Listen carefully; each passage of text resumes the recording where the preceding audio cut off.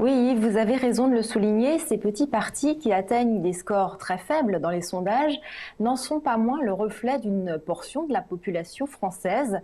Je vais vous parler de deux d'entre eux qui ont peut-être en commun un fort capital sympathie chez les Français. Le nouveau parti anticapitaliste de Philippe Poutou est l'un des partis d'extrême gauche de cette élection avec celui de Nathalie Arthaud de Lutte ouvrière. Tous les deux sont aujourd'hui crédités de moins d'1% d'intention de vote dans les sondages. Il faut savoir que les candidatures multiples d'extrême gauche sont une tradition en France. Rien d'étonnant donc à ces deux candidatures. Le NPA est issu de la Ligue communiste révolutionnaire après une mutation opérée dans la foulée de l'élection de 2007. Ce parti, tout comme Lutte ouvrière, se différencie des autres partis de gauche par une caractéristique principale, l'idée de révolution venant de la rue.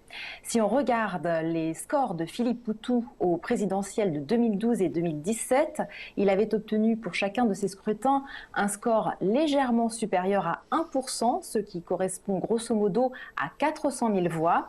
Philippe Poutou est un ancien ouvrier et syndicaliste, apprécié pour son franc-parler, rarement présent dans les grands médias.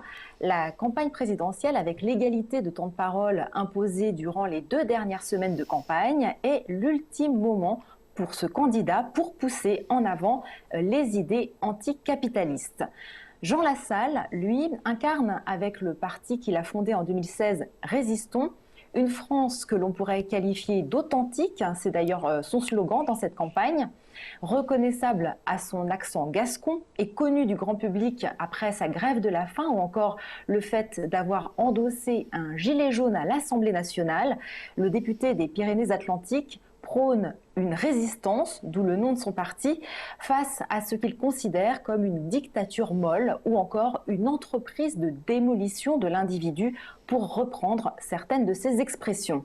Il avait enregistré 1,21% des voix en 2017 et est aujourd'hui crédité de 2,5% des intentions de vote, d'après le dernier sondage de l'IFOP, soit plus que le Parti socialiste.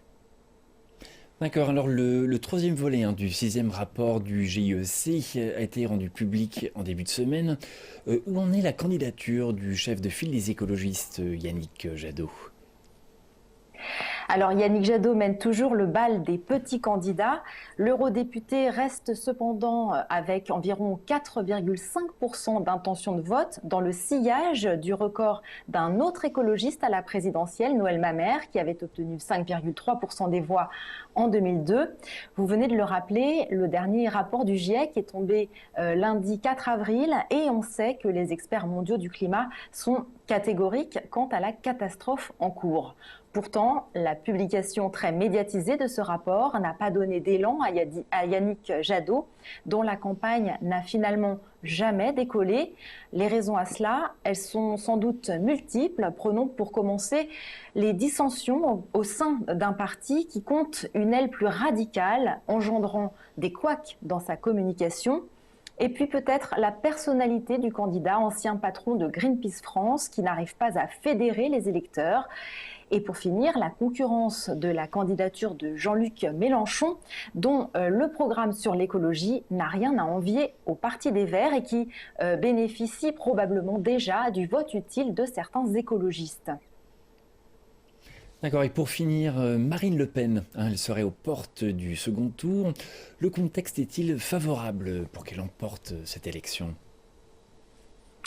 On ne peut bien sûr pas avoir de certitude et c'est toujours le candidat Macron qui est en tête, mais l'écart n'a jamais été aussi faible. Marine Le Pen connaît actuellement son score le plus élevé depuis l'été 2021. Les intentions de vote en sa faveur sont même supérieures au score qu'elle avait obtenu au premier tour en 2017. Il faut dire que la candidate a fait une campagne sans accroc, évitant habilement les sujets trop polarisants, celle qui a une revanche à prendre après le débat catastrophique de l'entre-deux tours qu'il avait opposé à Emmanuel Macron en 2017, se prépare depuis 5 ans en étudiant ses dossiers et en lissant son image.